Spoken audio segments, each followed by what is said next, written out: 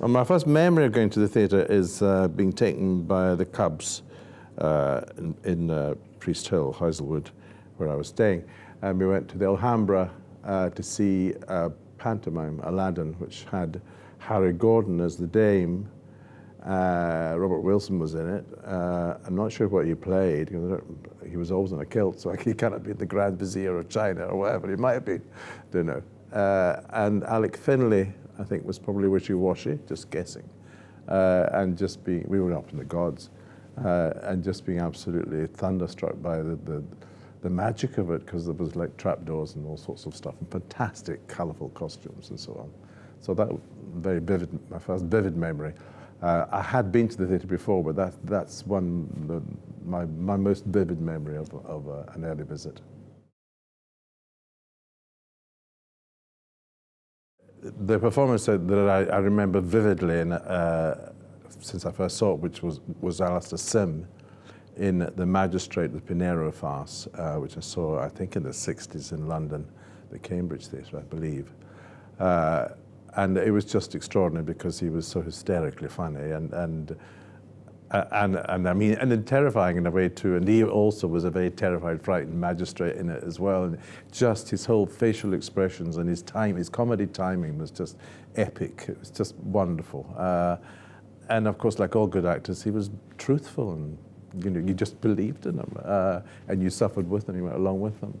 And in a sense, along the same lines, one of the first performances I saw in London when I first went down, when I was still, I think it was 17 and a half or something, and I went to a Royal Command performance. Now, I was brought up in the cinema like most Glaswegians. I never went to the theatre. If we did go to the theatre, it was variety or panto. But never a straight play. I never saw a straight play. I think I was taken to the Wilson Barrett Company once, again at the Alhambra, but I have no memory of what it was, what the play was, or being impressed by it or whatever. But so having been brought up in the cinema in Glasgow and seeing all these wonderful musicals, the Hollywood musicals, which I absolutely adored, I went to a Royal Command performance I happened to get a ticket for. I'd say I was 17 and a half and living in Diggs in London. And top of the bill was Judy Garland.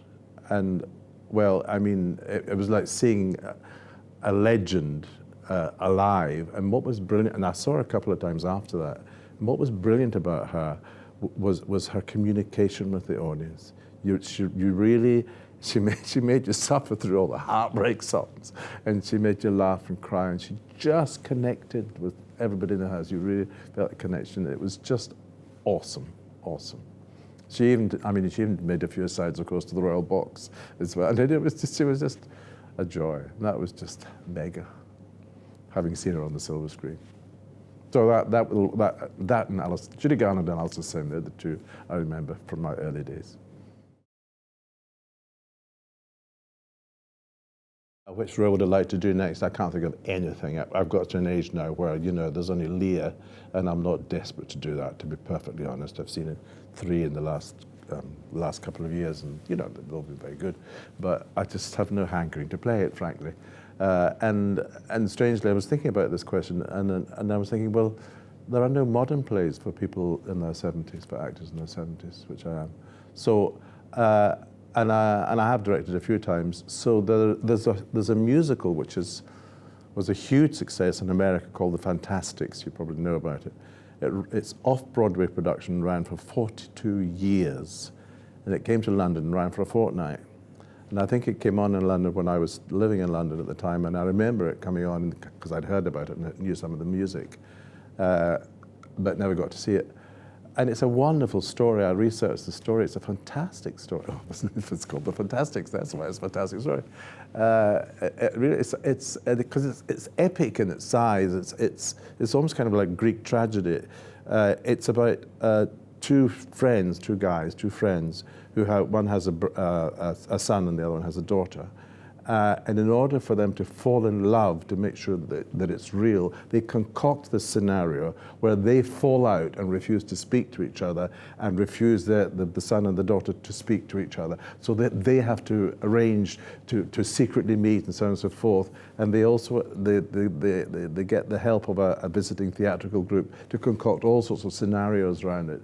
And in the end, when the boy and the girl discover that this trick has been played upon them, they refuse to see each other, say it's all phony, and they go away on their own separate ways and live a bit of life, and then they make up their mind to go back together again because they really were in love. So it was a wonderful kind of saga of, you know, going through all the emotions of life and development, and you know, and trying to help your children and try to do the right thing by your children, guide them through.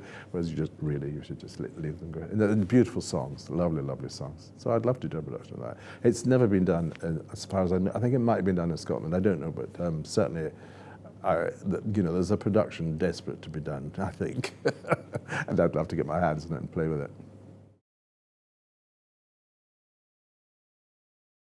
I thought about this question, and I think it would be really interesting to see some of the old Victorian actors, the Henry Irvings and the Macreadys, and possibly Sarah Bernhardt, just to see how they conveyed their truth in their performance through what we would consider histrionic gestures and vocal tricks and so on and so forth, and just to see, you know, how that can be conveyed in a completely different way from us.